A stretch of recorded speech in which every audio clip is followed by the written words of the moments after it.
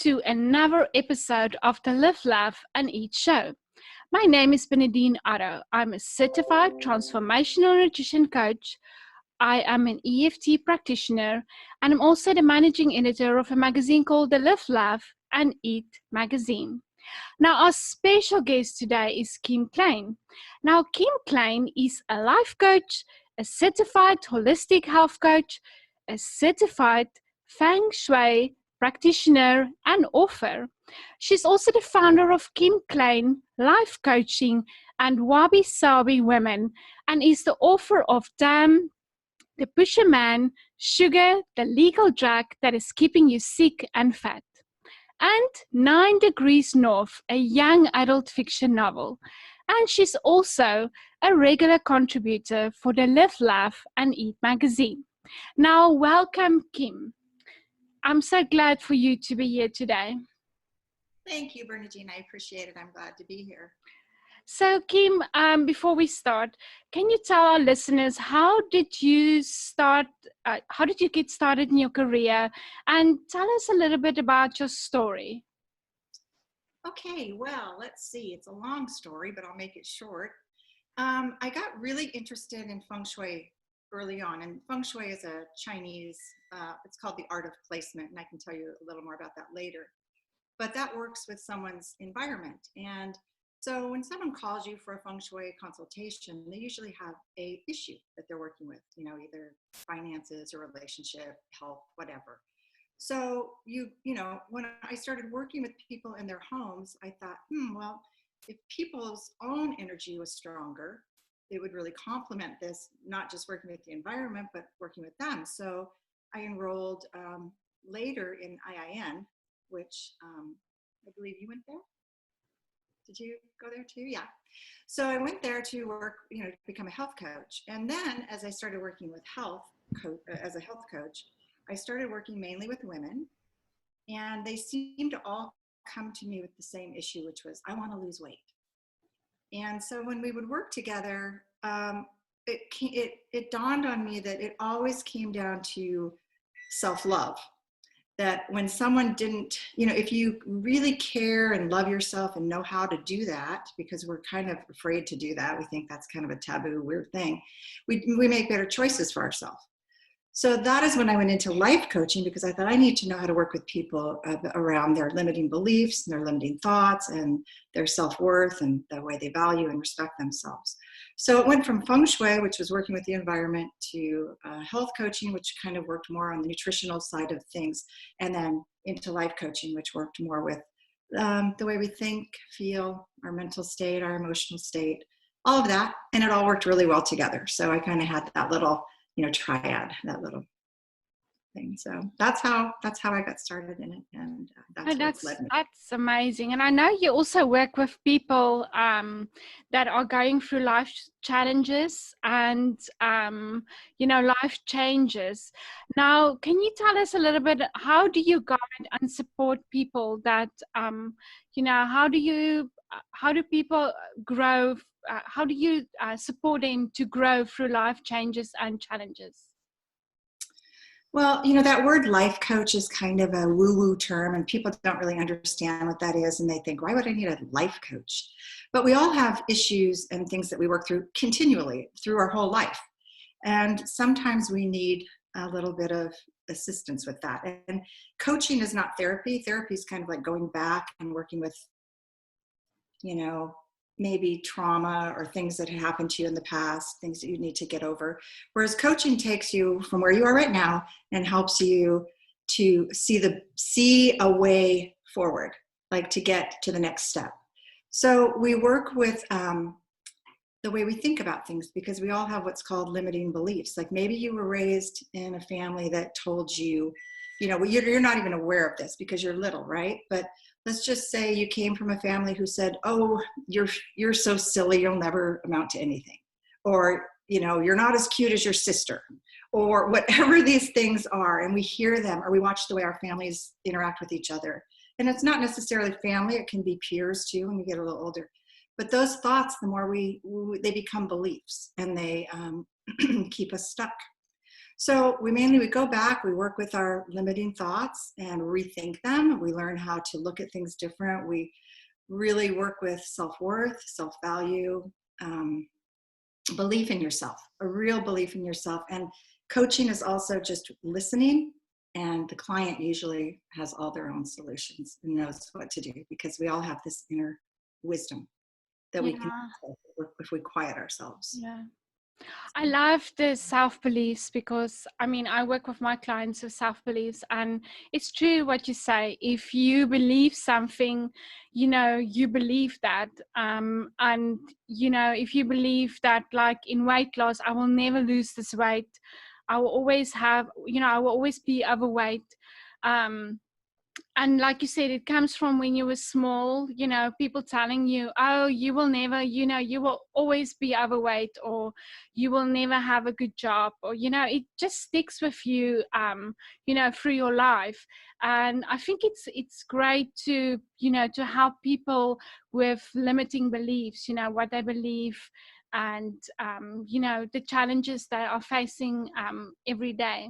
So I also know that you are a Feng Shui practitioner, and can you tell our listeners a little bit about what it is, and, you know, how do you practice that with your clients? Yes, well, feng shui in Chinese means wind and water. Yeah. That's the word. And it's a Chinese, it's the study of the earth's energy is actually what it is. So every culture has that, but Chinese feng shui is just the most familiar to us here in the Western world.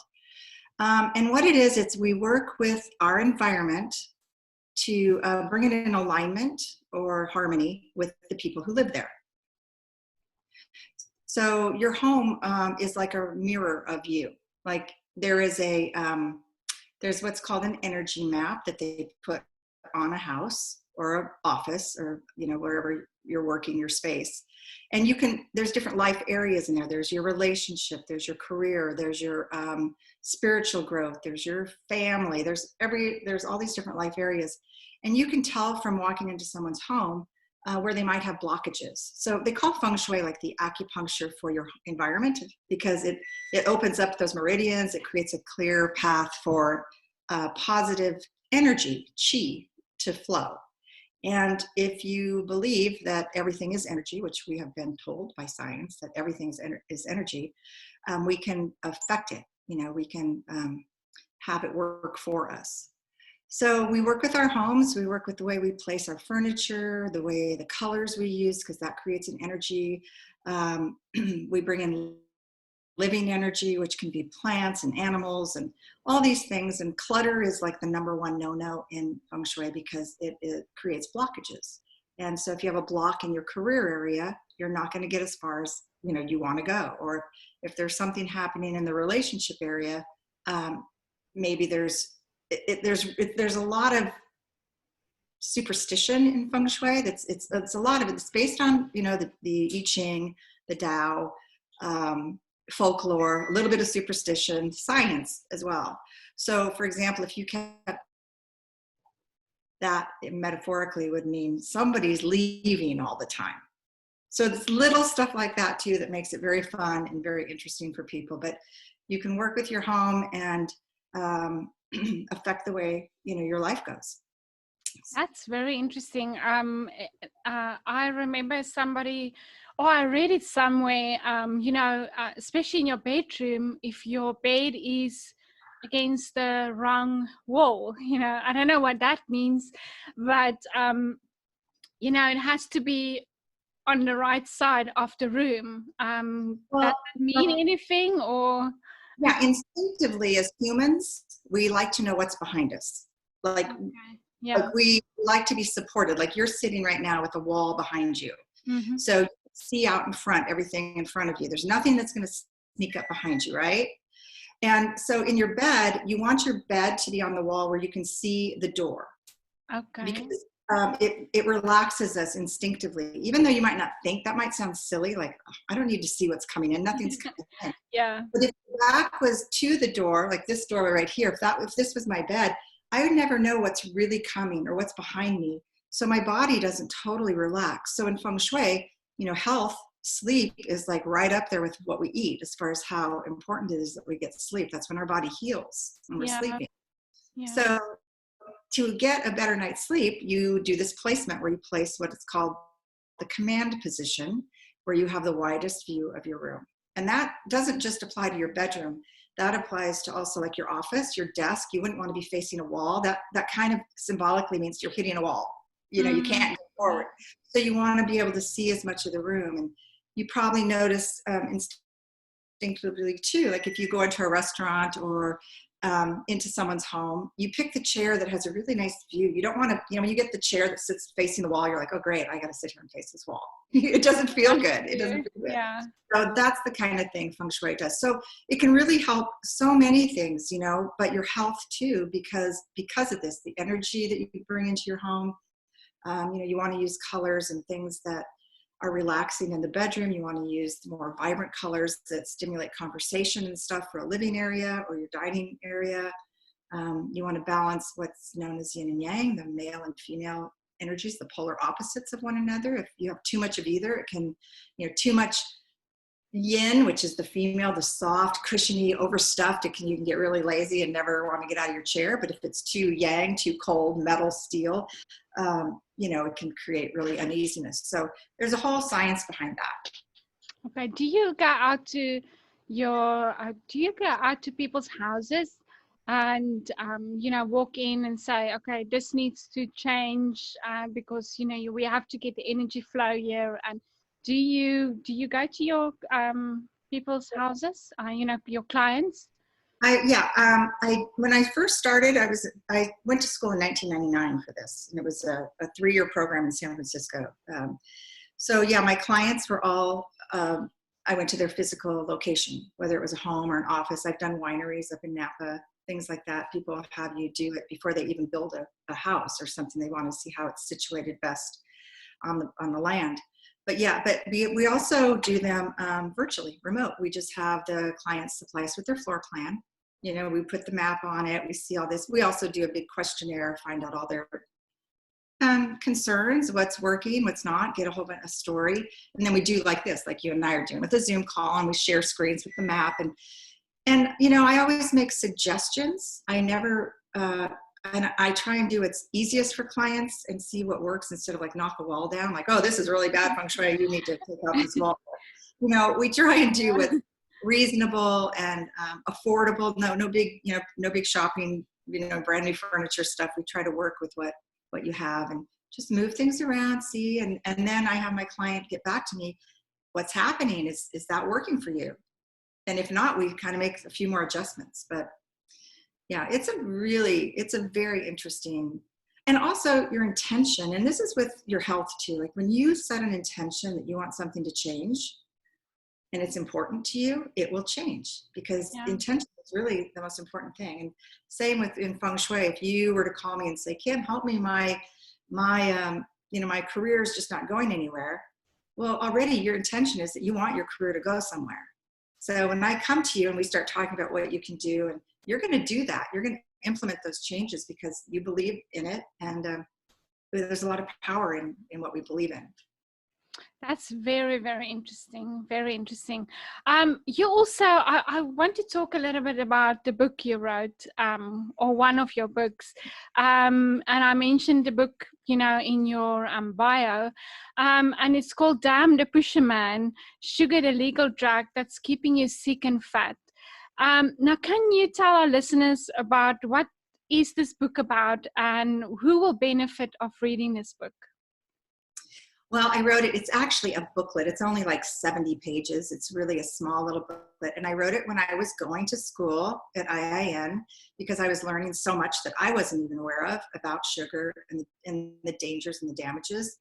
And, I was shocked at sugar and the amount of sugar we were taking in. And even people who think they don't eat sugar, when you find out how much hidden sugars there are in everything, from the baked beans, the can you open, to the ketchup, to crackers, to all of that, and you find out how much sugar.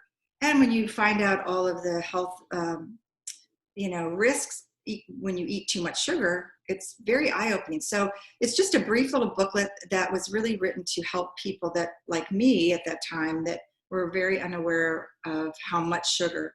So it tells you about how much sugar you should have, how much sugar is in certain foods, what are all these names that are on the labels that are sugars that we're just used to, we just know sugar. But there's like 20 names that sugar goes by. And so and the importance of reading labels too. Anyway, it's just a good little, just a little quick read just to teach people about sugar. And the name is because way back, because I'm in my 60s, but when there was a band called Steppenwolf, and they had a song called "Damn the Pusherman," and it was about actually drugs. But then I found out sugar is a drug, so that was the play on words, play on the name. But yeah. So I use it. I give it to a lot. I used to do workshops when I was first finished IIN, and I did a lot of sugar workshops. Yeah. So I give those out to people. Yeah, I mean, we can go into sugar as well. Sugar is, not good for you, and it's like you say, there's lots of hidden names for sugar out there, especially in our products, and that's why we are all here, to teach people what to look out for. I will put the link down for your book so that people can, go and check out your book on Amazon, and learn all about sugar and what to look out for. Now my next question will be, what free tips will you give somebody who's struggling to live healthy? Okay, the first tip is that you have to think of health holistically, body, mind, spirit, because you can't have health in one area without having it in all of them. So I think our society really focuses on just this physical part without realizing what's happening inside of us. And so, yeah, be concerned about your physical health, but also your mental health. And are your relationships healthy? Is your career healthy? Are you finding joy in your life? Are you, living your purpose, or however you feel about that? But yeah, the whole package. So make sure you look at all those things. The second tip is that whole thing about self-love. If you don't love yourself now, and people have a funny thing with the word love, they think of it as intimate or romance or something like that. It's not about that. It's respecting yourself, caring about yourself enough to do the right thing. Like, just treat yourself like you would treat the person you love the most, your little child, or whoever it is. Because we treat our children like we would never treat ourselves sometimes the way we would them, or opposite. But yeah, so self-love, learning to really, really care about yourself, treat yourself well. And the last thing is it's lifelong. It's not a goal to get to, it's a lifestyle to live by, I think. Instead of, I'm going on a diet for 3 months. There's no diets. There's a lifestyle that you need to adapt and love, which you will after you start feeling better about everything. You'll love it, and it goes on for our entire life. I love that. That's what I think. Such great tips. Thank you for being here today. Thank you for being on the show. And it was an honor to have you on the show today. Oh, thank you. I feel the same. Thank you so much for asking me. I'm just, thrilled that you asked me.